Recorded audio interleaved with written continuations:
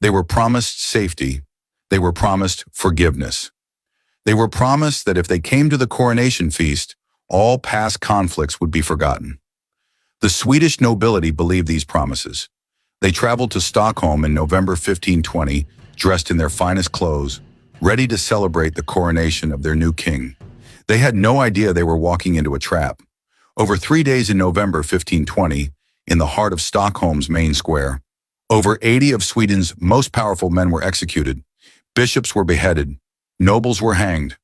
Anyone who had opposed Danish rule was hunted down and killed. The cobblestones of Stockholm's great square ran red with blood.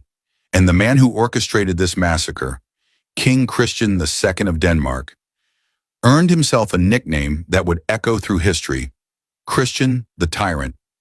This is the story of the Stockholm Bloodbath, a political massacre disguised as a coronation celebration, a betrayal so complete that it sparked a revolution, and a 3-day reign of terror that would ultimately cost Denmark its control over Sweden forever. Let me show you how a king's quest for absolute power turned a feast into a funeral, how trust was weaponized into the perfect trap, and how the blood spilled in Stockholm Square would water the seeds of Swedish independence. To understand the Stockholm Bloodbath, we need to understand the political situation in Scandinavia in the early 16th century. Since 1397, Denmark, Norway, and Sweden had been united under something called the Kalmar Union. This was supposed to be a partnership of equals, but in reality, Denmark dominated. Swedish nobles constantly chafed under Danish control, leading to repeated rebellions and power struggles. By 1520, the situation had reached a boiling point. Sweden was in open revolt, led by a nobleman named Sten Sture the Younger. Sture had been serving as regent of Sweden, effectively ruling the country while keeping it independent from Danish control. He had defeated Danish attempts to reassert control multiple times, becoming a hero to many Swedes. But in 1520, Denmark had a new king determined to crush Swedish independence once and for all. Christian II was ambitious, ruthless, and believed in absolute monarchy. He saw the Swedish rebellion as a personal insult and a threat to his vision of a unified Scandinavian empire under his complete control. Christian assembled a massive army and invaded Sweden in January 1520. The campaign was brutal. Sten Sture the Younger was mortally wounded in battle on Lake Sunden. Though he tried to escape to safety, he died from his wounds. His death was a catastrophic blow to Swedish resistance. Christian's forces pushed forward, and by September 1520, Stockholm was under siege. The city held out for months, but eventually, facing starvation and with their leader dead, the Swedish defenders negotiated terms of surrender. Christian promised amnesty. He promised that no one would be punished for their resistance. He promised peace and reconciliation. On November 4th, 1520, Christian made his formal entry into Stockholm. The coronation took place around this time, though the exact date varies slightly in sources. The main events unfolded between November the 7th and 10th, with the public executions primarily on November 8th and 9th. The ceremony was magnificent. Swedish nobles and clergy attended in their finest regalia. Christian appeared gracious and forgiving. Everything seemed to suggest that peace had finally come to Sweden. The coronation was followed by several days of celebrations, feasts, tournaments, entertainment. The Swedish nobility, relieved that the war was over and believing Christian's promises of amnesty, participated fully. They let their guard down. They thought the conflict was finished. They were catastrophically wrong.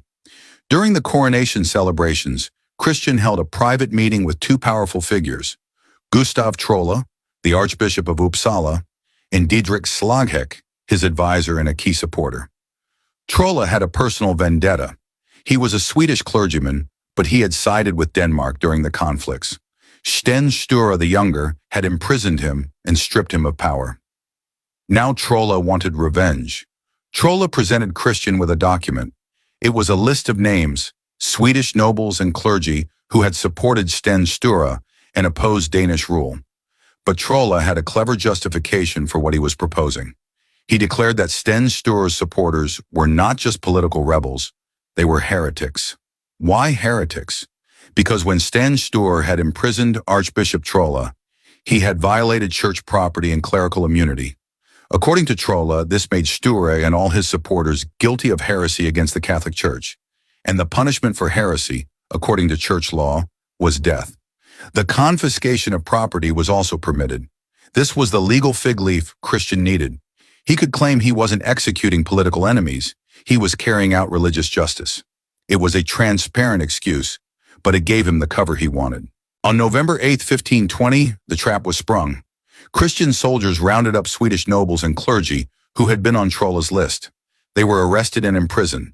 The arrest continued throughout the day and into the night. Panic spread through Stockholm as people realized what was happening. The arrested men were told they would face trial for heresy. The trial was held immediately, a complete mockery of justice. The accused were not allowed proper defense. The verdict was predetermined. All were found guilty. The sentence was death. On November 8th and 9th, the main public executions began in Stockholm's Great Square, known as the Stortorget, continuing into the 10th. This was the central public space of the city, surrounded by important buildings, normally a place of commerce and civic life. Now it became an abattoir. The executions were systematic and public.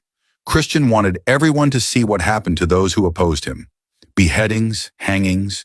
The methods varied, but the message was clear. Resistance would be met with death.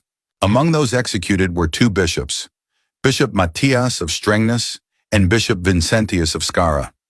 Executing bishops was an extreme act, showing that Christian was willing to kill even the highest church officials if they opposed him.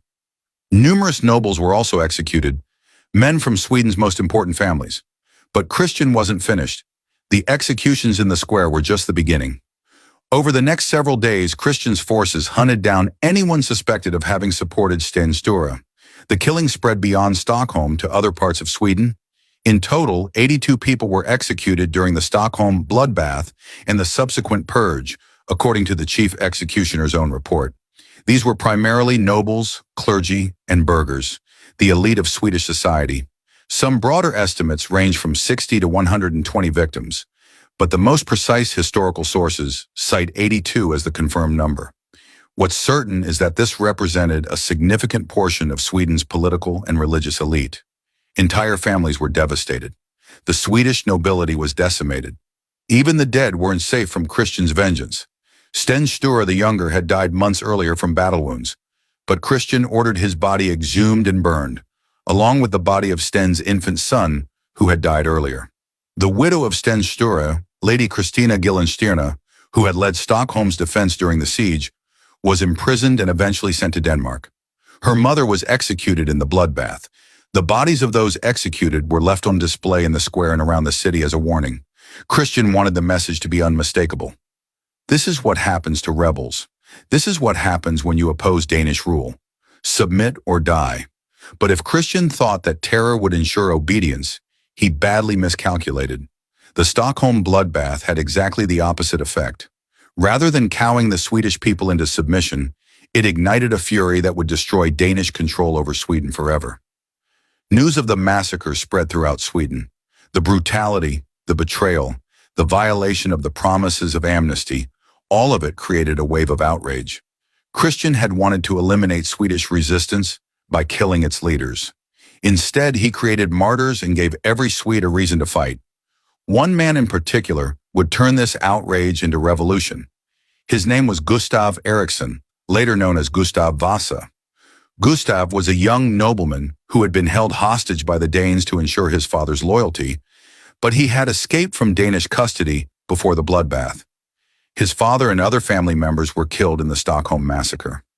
Gustav Vasa began traveling through the Swedish countryside, rallying support for a new rebellion. He found willing listeners everywhere. The Stockholm Bloodbath had proven that cooperation with Denmark was impossible. The only option was independence, no matter the cost. Gustav raised an army, starting in the province of Dalarna. At first he faced setbacks, but support grew rapidly. The memory of Stockholm's blood-soaked square drove recruitment. Men who might have accepted Danish rule before the massacre now joined the rebellion in droves. Over the next 3 years, Gustav Vasa fought a brilliant guerrilla campaign against Danish forces. He used Sweden's geography to his advantage, striking quickly and disappearing into forests and mountains. The Danish forces, already spread thin trying to control a hostile population, couldn't contain the rebellion. By 1523, just 3 years after the Stockholm Bloodbath, Gustav Vasa had driven the Danish forces out of Sweden. On June 6, 1523, Gustav was elected King of Sweden. That date, June 6th, is still celebrated as Sweden's National Day. The Stockholm Bloodbath had achieved the exact opposite of what Christian intended. Instead of cementing Danish control, it had given birth to an independent Sweden. As for Christian II, his troubles were just beginning. The brutality of the Stockholm Bloodbath damaged his reputation across Europe. His own Danish and Norwegian subjects began to question his judgment and his fitness to rule. In 1523, Danish nobles rebelled against him, and he was forced to flee into exile. Christian spent years trying to regain his throne, even converting to Protestantism and seeking support from various European powers. But he never succeeded.